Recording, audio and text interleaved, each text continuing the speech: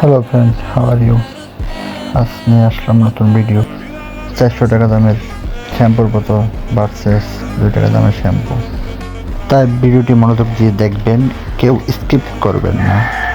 দেখি আজকে জিতে 2 টাকা দামের শ্যাম্পু জিতবে নাকি 400 টাকা দামের বোতলের শ্যাম্পু জিতবে।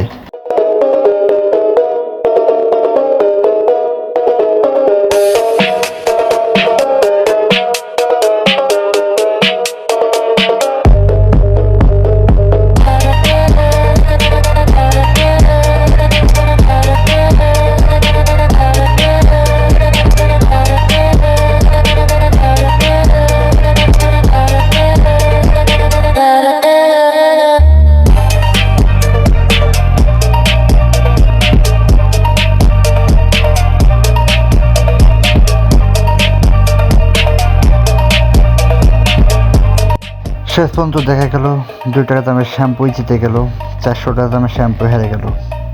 আরও অনেকগুলো শ্যাম্পু রয়ে গেছে 2 টাকা দামের শ্যাম্পু, এবং 400 টাকা দামের বোতল ভর্তি হয়ে গেছে। তাই বোঝা যায় 2 টাকা দামের শ্যাম্পু কিনে ভালো, 400 টাকার শ্যাম্পুর বোতল না কিনে। ধন্যবাদ সবাইকে, এবং ভিডিওটি সবাইকে শেয়ার করবেন এবং সবাইকে দেখার জন্য সুযোগ করে দেবেন, এবং যারা ভিডিওটি শেয়ার করে দিবেন এবং